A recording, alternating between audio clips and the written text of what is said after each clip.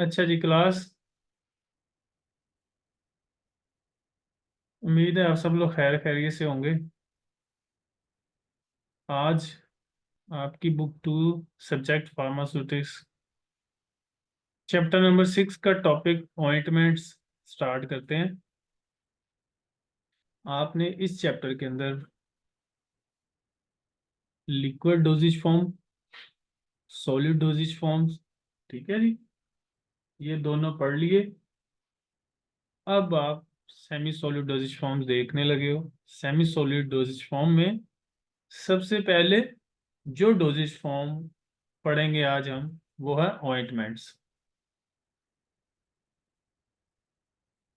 Ointments से आप लोग बहुत बखूबी वाकिफ होंगे, जैसा कि आप लोगों के जहन में ऑइंटमेंट का नाम सुन के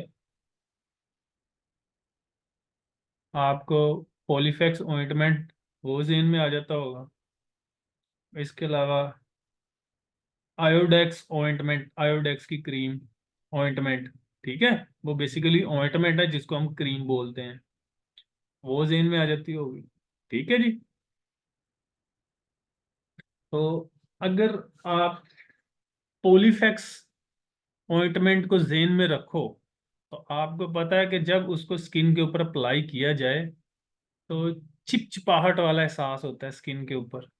ठीक है। तो इसका मतलब क्या हुआ कि ऑइंटमेंट की अगर हम डेफिनेशन करें तो ये जो वर्ड मैंने अभी आपको बताया, इसको आपने जेन में रखते हुए डेफिनेशन को समझना है कि ऑइंटमेंट्स फिर क्या हुआ। ऑइंटमेंट्स आर सॉफ्ट, ठीक है जी, and greasy semi solid preparation. ये जो ग्रीजी वर्ड है इसको आपने अंडरलाइन कर लेना है। ठीक है। ग्रीजी यानी कि चिपचिपाहट वाला। बाकी सब कुछ जो सा वो आपको क्रीम जो आगे टॉपिक पढ़ेंगे एग्जैक्ट वैसा ही है, सिर्फ फर्क ग्रीजी का आएगा। तो यहाँ पे देखो, ointments are soft and greasy semi solid preparations intended for application on the skin और म्यूकस मेम्ब्रेन। तो ऑइंटमेंट ग्रीजी नेचर के होते हैं और इनको आप स्किन के ऊपर अप्लाई करते हो, या म्यूकस मेम्ब्रेन। म्यूकस मेम्ब्रेन ऐसी मेम्ब्रेन जहां से लिक्विड निकल रहा हो, जैसे कि आपकी वेजाइनल कैविटी या नेजल कैविटी, नाक की जो कैविटी है, ठीक है, म्यूकस मेम्ब्रेन। तो ये इसकी ऑइंटमेंट की डेफिनेशन हो गई। ठीक है जी। तो टाइप्स की बात करेंगे तो जैसे आप पहले डोजेज फॉर्म पढ़ते आए हो, मेडिकेटेड और नॉन मेडिकेटेड, सेम यहाँ पे भी ऐसे ही है, मेडिकेटेड और नॉन मेडिकेटेड ऑइंटमेंट।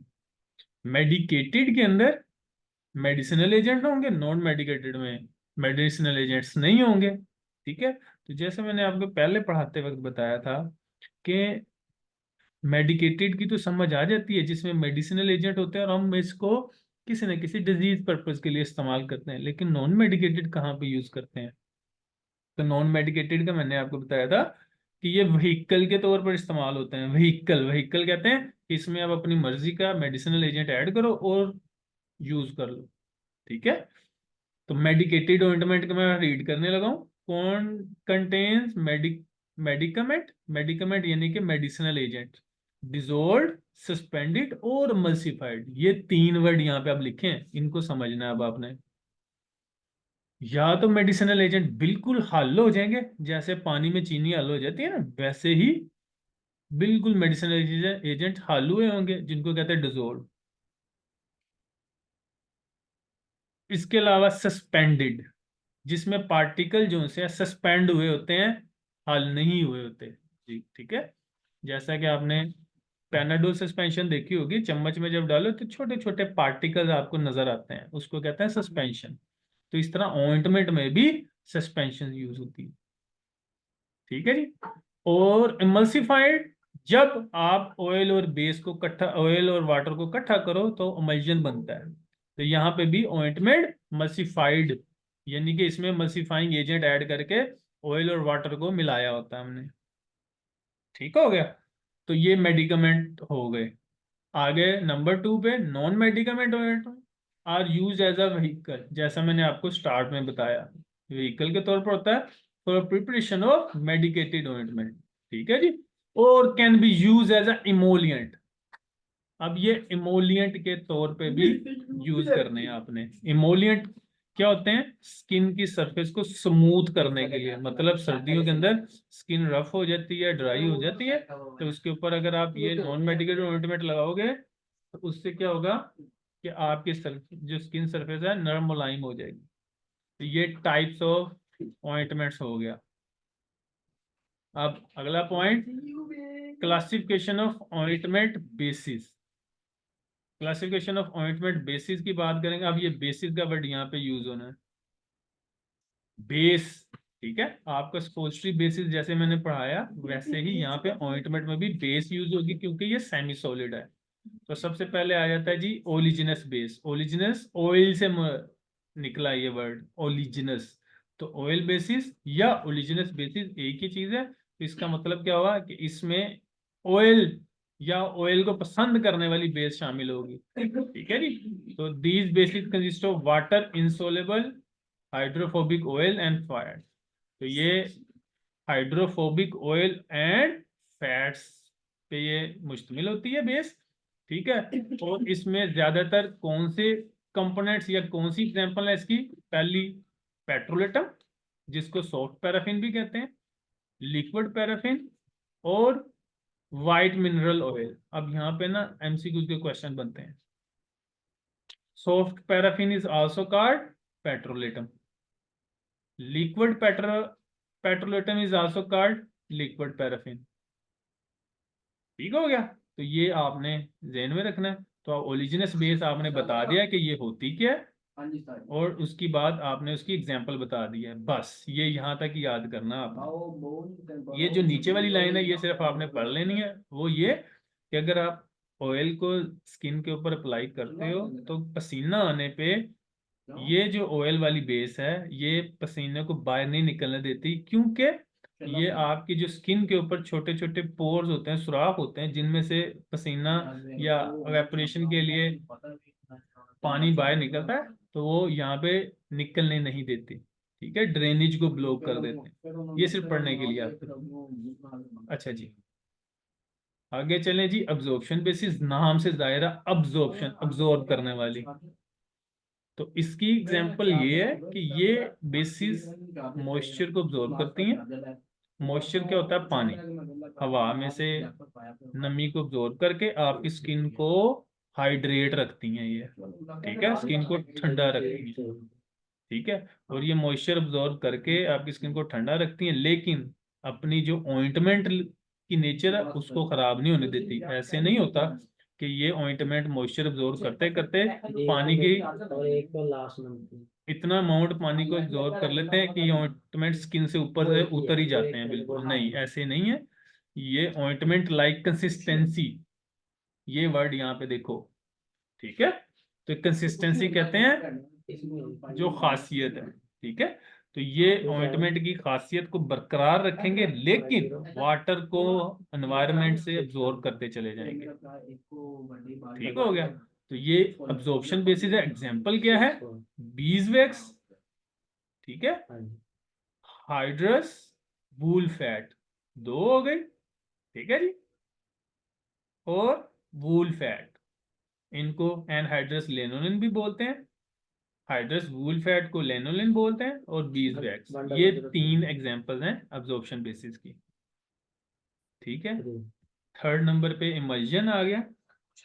इमल्जन आप लोगों ने पढ़ा हुआ है कि आपको पता है कि इमल्जन, जब भी लफ्ज इमल्जन का आता है इसका मतलब होता है oil and water, oil and water, यानी कि इमल्जन बनती ही तब है जब ऑयल और वाटर को मिलाया जाता है। अब ये ऑयल और वाटर को मिलाने के लिए एक थर्ड कंपोनेंट इस्तेमाल होता है जिसको कहते हैं इमल्सिफाइंग एजेंट, ठीक हो गया। तो इमल्जन बेसिस यहाँ पे इस्तेमाल हो रही है, इसका मतलब इसमें ऑयल भी होगा और वाटर भी होगा, ठीक है जी। तो इसका एक फायदा क्या है इमल्जन बेस का, कि इसमें क्योंकि ऑयल और वाटर है तो आप जो मेडिसिनल एजेंट ऑयल में हल होना पसंद करते हैं वो भी ऐड कर सकते हो, और जो वाटर में हल होना पसंद करते हो वो भी आप इसमें ऐड कर सकते हो। दोनों टाइप्स के मेडिसिनल एजेंट आप इसमें ऐड कर लेते हो, ठीक है जी। इमल्जन बेसिस, ये तीन क्लासिफिकेशन होगी ऑइंटमेंट बेसिस की, आखिरी क्लासिफिकेशन वाटर सोल्युबल बेसिस की।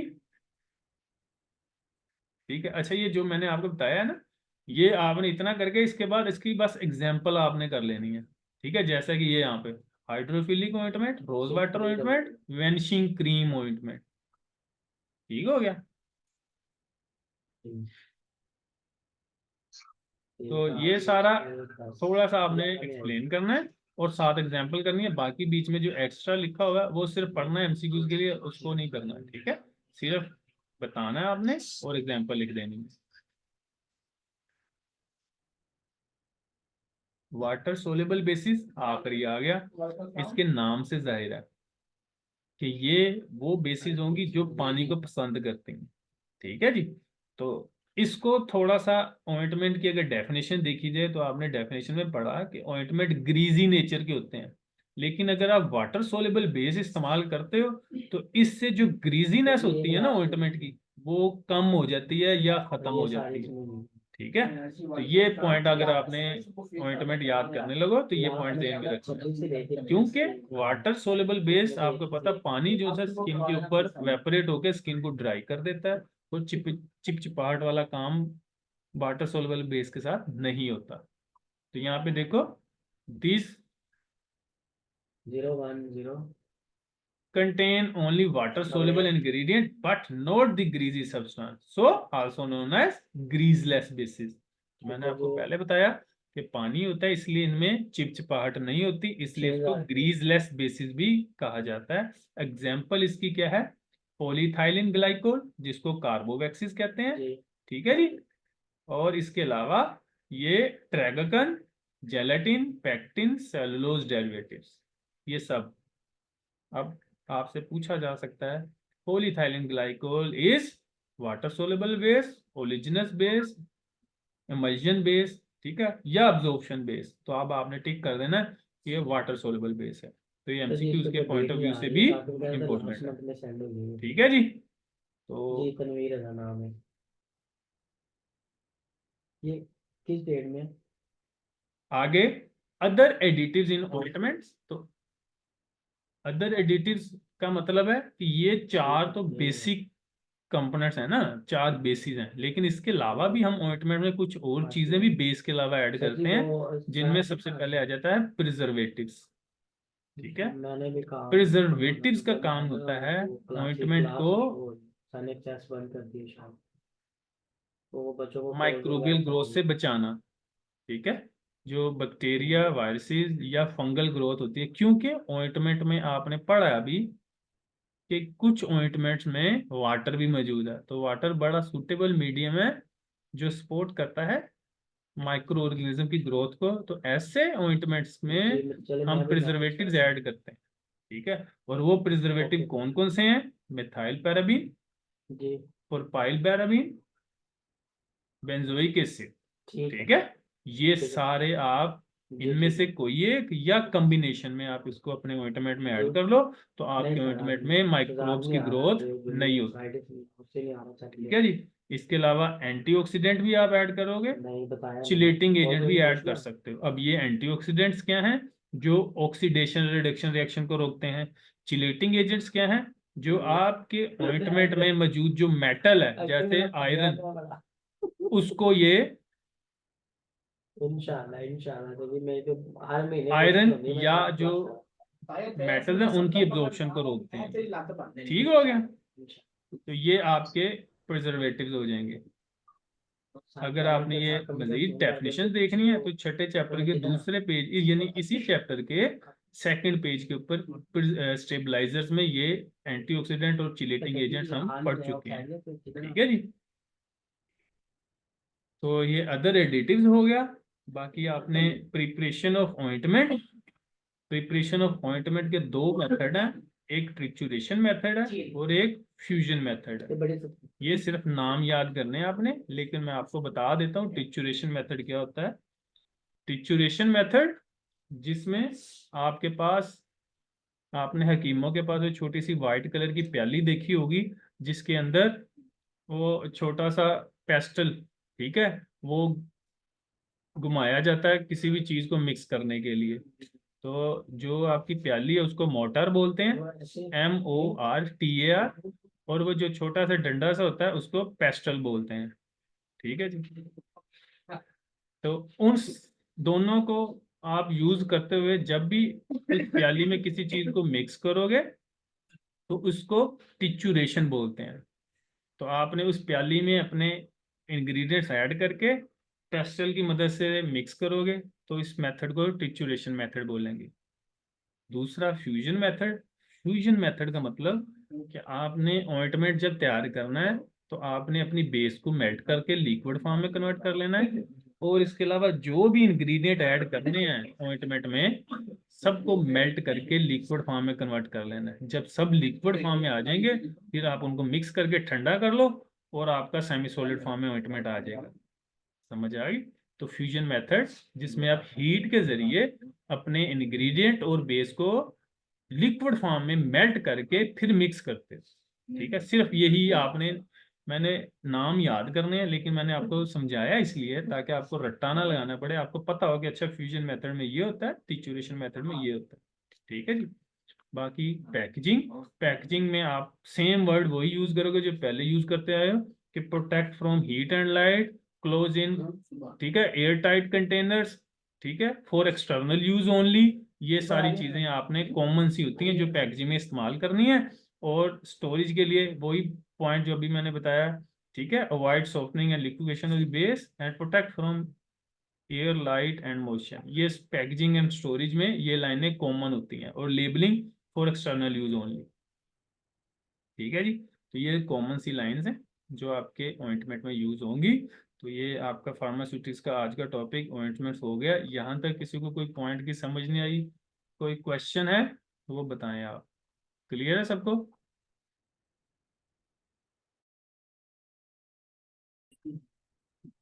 अच्छा जी, क्लास आज फार्माकोग्नोसी का चैप्टर नंबर 5, जो टॉपिक हमने करना है difference between enzymes and catalyst.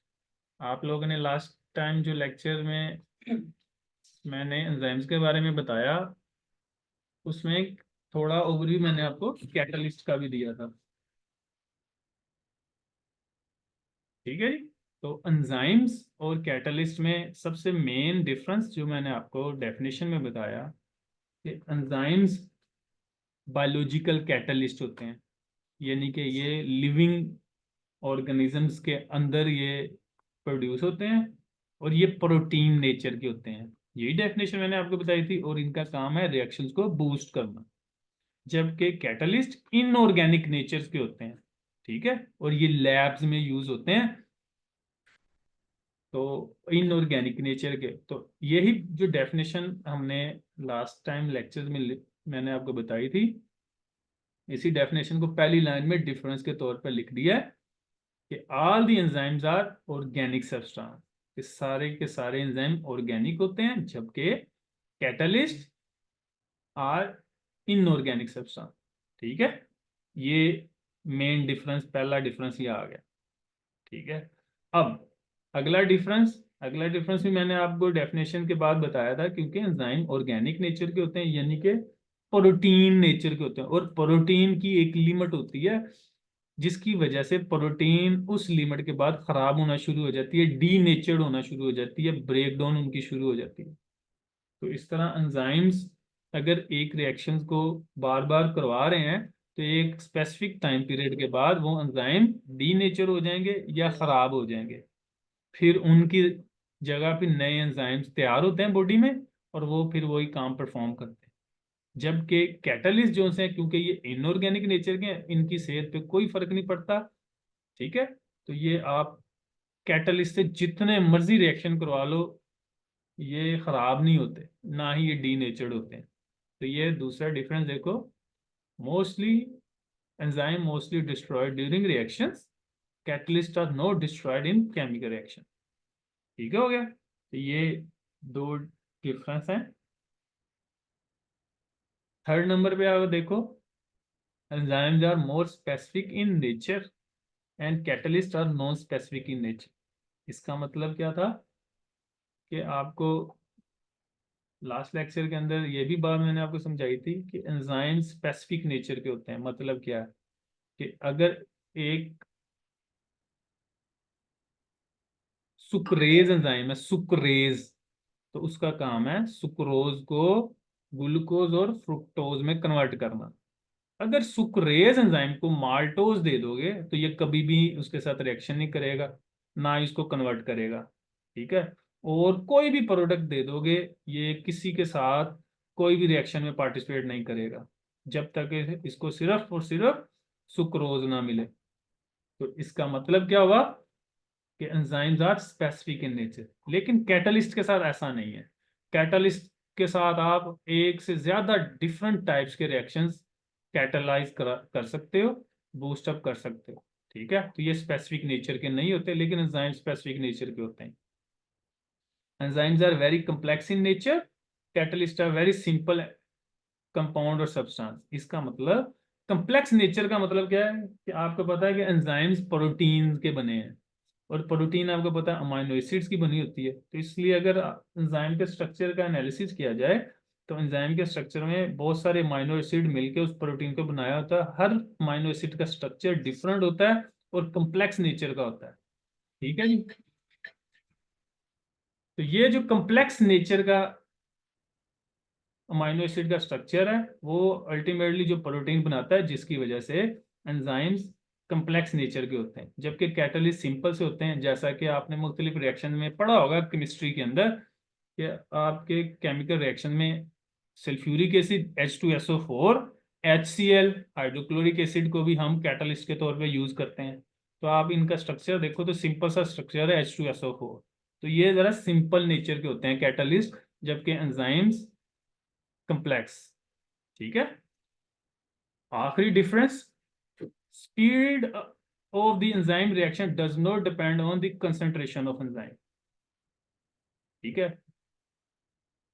तो यहाँ पे speed of the enzyme reaction does not depend on the concentration of enzyme का मतलब कि आपके